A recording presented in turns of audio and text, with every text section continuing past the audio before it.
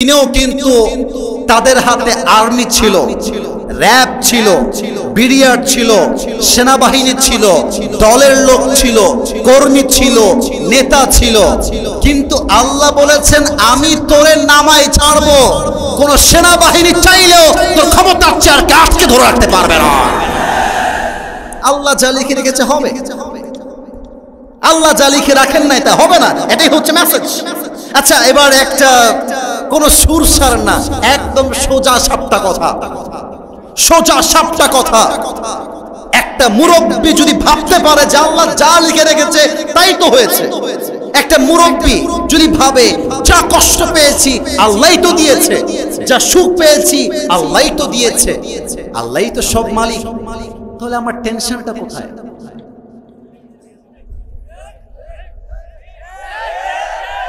আমার অভিযোগটা কোথায় রে ভাই? সবই তো আল্লাহ করছে। এবার বলেন তো, যা কিছু হয় এটার পেছনে একটা কল্যাণ আমাদের জন্য রেখে দিয়েছে কে? তো ভালো হোক খারাপ হোক সব আল্লাহ করেছে, আমার কোনো অভিযোগ নেই। আমি তো বিশ্বাস করি আধারে ভয় পেও না, আলো আছে আড়ালে, অন্ধকার পালিয়ে যাবে তুমি উঠে দাঁড়ালে। এবার বলেন তো, আমাদের জাতির পিতার নাম কি ছিল? সন্দেহ আছে অনেকের মনে মনে হয়। Okay, let me ask you the same question again. আবারও প্রশ্ন করছি, বলেন তো রংপুরের মিঠাপুকুরের ভাইরা, আমাদের জাতির পিতার নাম কি? কোন ব্যক্তিকে জোর করে চাপাই দিলে জাতির পিতা হওয়া যায় না। জাতির পিতা হওয়ার জন্য বুকের তাজা রক্ত দিয়ে পরীক্ষায় পাস করতে হয়। ইব্রাহিম আলাইহিস সালামকে নমরুদ বলছে, ইব্রাহিম এই দেখ আগুনের কুণ্ডলী তোর সামনে, হয় আল্লাহকে ছাড় না হয় তোকে আমি আগুনে পুড়িয়ে মারব। ইব্রাহিম বলছে এক কথা, আমার জীবন যাবে আমার ঈমান যাবে না, আমার বুকের তাজা রক্ত ঝরবে আমার ঈমানে কোনো ত্রুটি আসতে দেওয়া যাবে না, ঠিক কিনা বলেন? নমরুদ বলছে, এই শোনো, ইব্রাহিমকে এখনই আগুনে ফেলিয়ে দাও।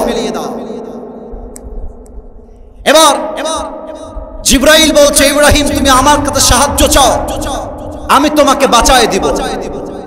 ইব্রাহিম আলাইহিস সালাম বলছেন, আমি তো এমন কোন রবের ইবাদত করি না যেই রব তার বান্দার দুঃখ কষ্ট নিজের চোখেই দেখে না।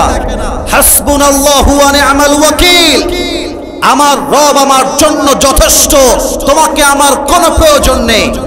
আগুনে যখন ফেলা হলো, আল্লাহ বললেন, কুলনা ইয়া নারু কুনি বারদাও ওয়া সালামান আলা ইব্রাহিম, হে আগুন আমার ইব্রাহিমের জন্য তুমি শান্তি দাও, ঠান্ডা হয়ে যাও। যখন আগুনে নিক্ষেপ করা হলো, দেহের চামড়া অঙ্গ প্রত্যঙ্গ গলে পুড়ে ছারখার হয়ে যাওয়ার কথা, কিন্তু আল্লাহর আদেশ আগুন ইব্রাহিমের দেহের পোশাকটা পর্যন্ত স্পর্শ করতে পারে না। আল্লাহু আকবার। ইব্রাহিমকে আল্লাহ বাঁচাইছে, নমরুদ মারবে কেমন করে? আচ্ছা বলেন তো, বনি ইসরাইলের যে নবী ছিলেন সেই নবীর নাম কি ছিল?